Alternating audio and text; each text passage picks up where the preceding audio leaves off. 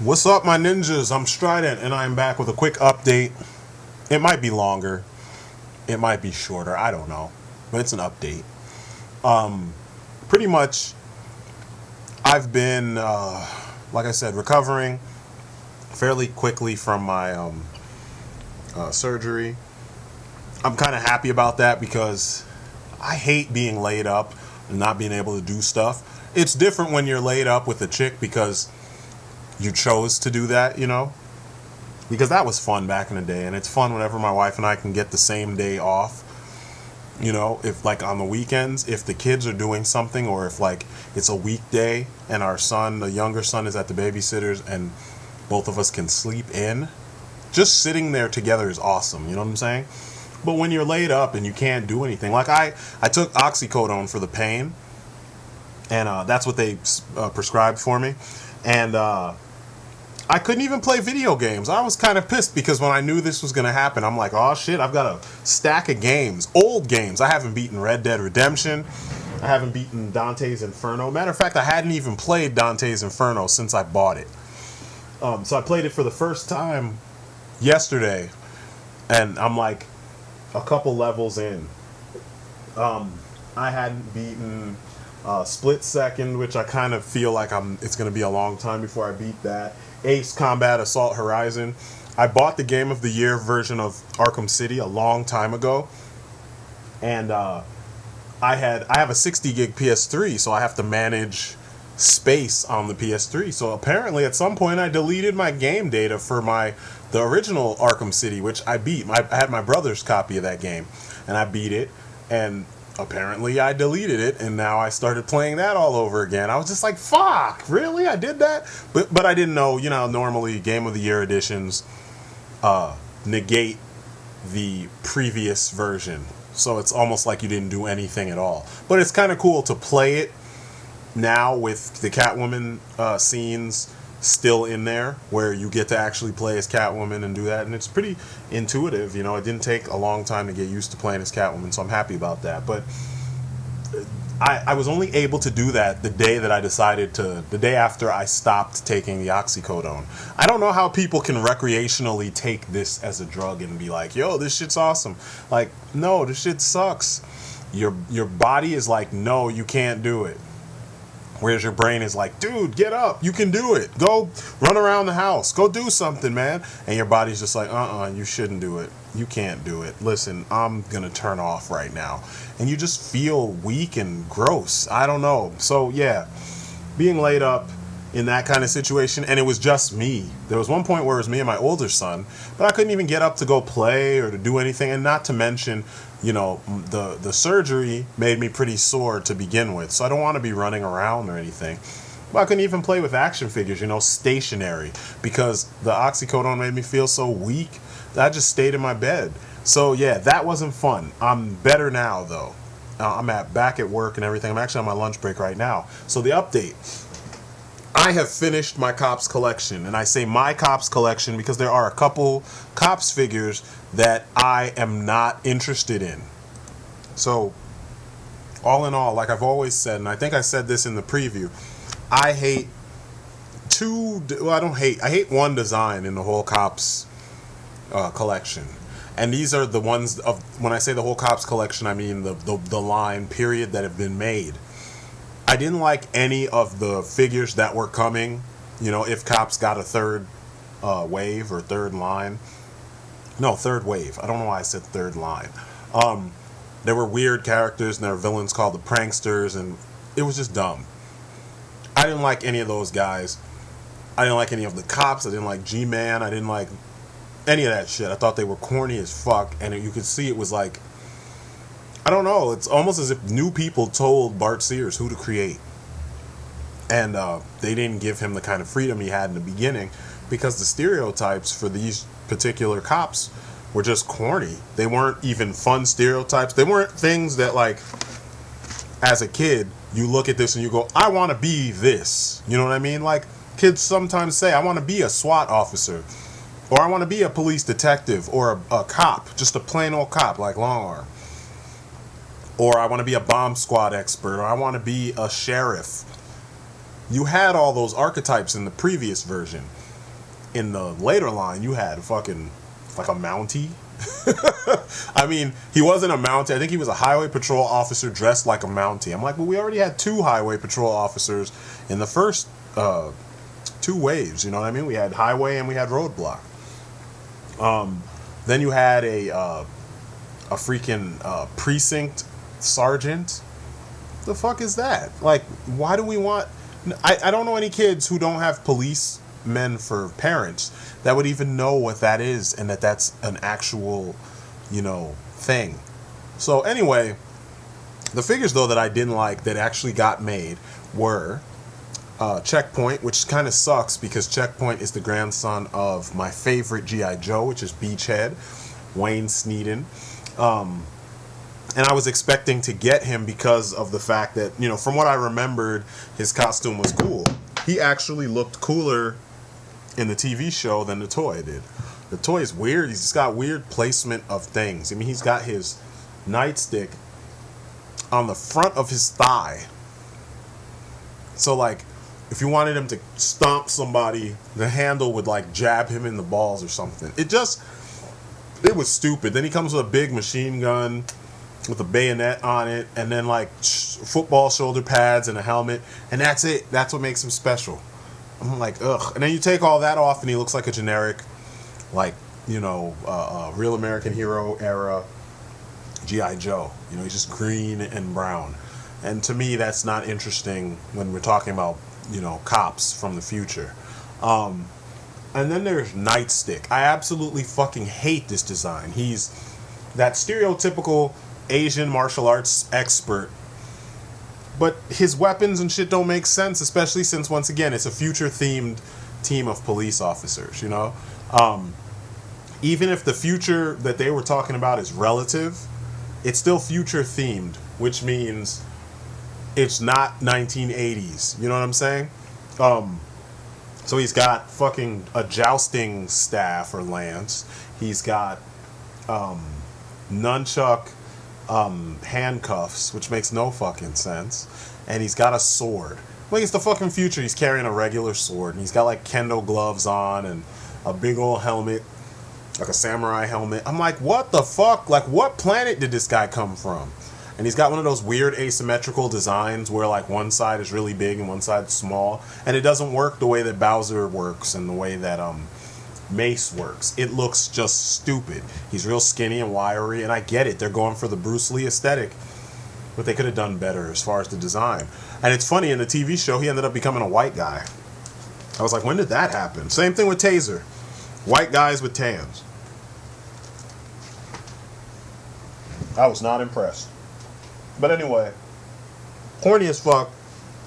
They're the only two characters that I omitted from my cops collection. Besides that, I have them all. Even the firefighter, I've got them all, and I'm so happy. I've got all the vehicles I wanted. 2 vehicles got omitted because they were just stupid, which is a pursuit jet, which is like a go-kart that flies, and I just was like, no. And then the dragster, I think it is.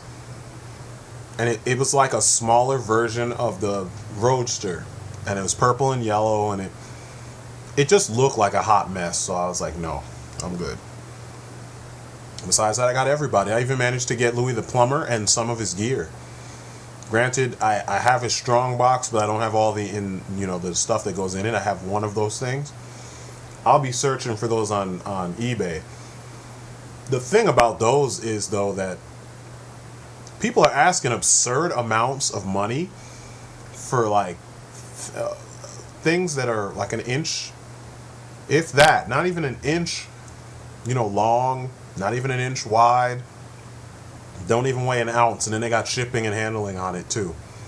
I mean, imagine buying a G.I. Joe gun for like a pistol, not a rifle like on Marauders, a pistol for like $8 plus $3.50 shipping and handling. Like, are you fucking mad?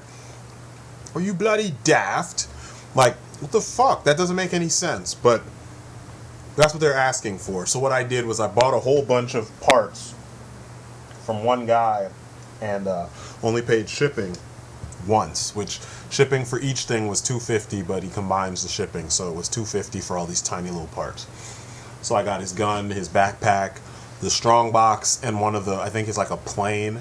I can't remember what they call it. Well, I think it's called a plane. It's for smoothing out edges and stuff. You see it in carpenters. Carpenters use it and stuff like that. So anyway, I finally got Louis the Plumber. And then I have Hardtop, but he's missing his faceplate, so I have to find a faceplate for him. But I got the collection. So I actually achieved what I set out to achieve in less than, 3 or 4 months? That makes me happy. Because, like I said, I only have one other entire collection, and that's Total Justice. And besides that, I almost never completed the collections that I wanted. Like, Street Fighter. I don't want the versions of the 3 characters that they made that would help me round out the original group of Street Fighters, because they were shittily done. And that was the last 3 Street Fighter figures they made was Zangief, Dhalsim, and E Honda. Fuck R. Mika. I never liked that character in the first place, but I hate her design. She had cool moves though. But yeah, all the crap I saw with those figures breaking, I was like, fuck it. If I see Zangief for a decent price, maybe I'll pick him up. But I'll wait for Capo Toys, I think it is, to make their Zangief and their E Honda and their Dhalsim, and then I'll get them. But yeah, that's what's going on there. Then I picked up the Arkham Origins Firefly and Deathstroke. And I have to say, they're pretty nice figures. Although my Deathstroke, I can't put his sword all the way in the fucking sheath, which I'm like, what the fuck is going on there? How did that happen? For some reason, it's just not, it just won't go in. So I might have to take him back, or I might have to try to, force something else down there to see if I can open up the space, or see if there's something down there and that's what's preventing me from putting the sword all the way in, or cut the sword and just stick it in there and glue it in, and then use one of my other swords for because it's flimsy, so it seems like something he would be able to you could play with him and it won't break, you know what I mean? Because before you had rigid swords, and that was the problem. The blades were always rigid, and it always made things difficult when you keep something in a sheath and then say they fall off the shelf on their back, then the handle breaks and the blade is stuck in there at the from the hilt. So I think what I'll do is I might do that, because I don't even like the sword that much. The sword's real skinny and kind of scary looking. It just looks, when I say scary, it just looks like, why would he? I would be afraid for the person who wants to use this blade on Batman. Like, it's gonna break, But yeah, him and Firefly are some awesome looking figures. I knew this before I bought them. I had to get them. And I'm not the kind that would buy a whole entire line like you heard with my Cops collection. I omitted characters I just didn't like. And that's the same way I've been with the Arkham Origins line. I've omitted the characters I don't like, and I've been focusing on the ones that I do like, and the ones I've never had figures of. Like Firefly, I never had a Firefly figure, even though I know he existed in the animated series and in The Batman, which would probably be the only 2 versions of Firefly that they ever did. So, with that in mind, I saw this guy, and I was like, way back when I first saw it, I was like, yeah, I'm going to have to get this, because he looks like he's going to be an awesome figure to have.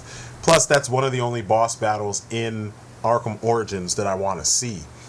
So I figured, I'm going to pick that up and I'm going to see how this works. And then I'm going to go from there. Let me see. But I would never just get figures just for the sake of getting them. You know what I mean? Especially if I don't like them. I notice a lot of collectors online will buy an entire wave and keep shitty figures, or, just to say they have the whole wave. And I'm like, dude, like, if you we're supposed to enjoy this. If you don't enjoy the character or the you know, whatever that figure brings to bear, why get it? I mean, some people generally, they say they learn, you know, after having the figure for a little while, they start to enjoy the character more, and that happens sometimes. But that's what happened to me with the New 52 Flash and the New 52 Wonder Woman and Aquaman. Even though they're not really that posable, the little bit of posability that was given to them is pretty awesome. And I think that I might put them in. I might pose them up in my Big Seven stand, setup, and just leave them there in that, and then play with the others, because since you really can't do that much with them, it'd be more fun to have them on display. But I wouldn't do that with the cops. Like today, for instance, right? When I say I wouldn't do that with the cops, I'm saying I wouldn't buy all of them just because, so I can say I have them, and I wouldn't do it with anything else. Even though, I wanted all those cops figures when I was a kid, not thinking necessarily that I wouldn't like certain ones and I wouldn't whatever. But I think I collected pretty much the way I felt even back then, because not too much has changed as far as my taste in cartoons and characters and stuff. But anyway, today I was at the store, I was at Target, and I saw the Marvel Legends Infinite series, Amazing Spider-Man 2 Spider-Girl figure. And I was like, oh shit, I grabbed it as soon as I saw it. And there was a scalper behind me. He could have been a collector, but he looked more like a scalper based on the shit that he had with him. But he was trying to be slick about checking out the aisle. Like he didn't, or maybe he was just a collector that was embarrassed. But I picked her up real quick. I'm looking at her, I'm like, shit. Then I'm like, you know what? I have no interest in this character at all. I don't like Spider-Girl. I don't even read most of the modern Spider-Man books. I like, there's an era of Spider-Man that I read up to, and I literally read from the 80s up until, I read almost anything I could get my hands on, even 60s Spider-Man, 1960s Spider-Man, up until like early 2000, like that J. Michael Straczynski run, and then I've peaked here and there. But after One More Day, I got frustrated. Matter of fact, before One More Day, I was frustrated. I got frustrated with the Iron Spider stuff. Then Civil War. Then I got really frustrated when they did this Superior Spider-Man. And it's a good story, don't get me wrong.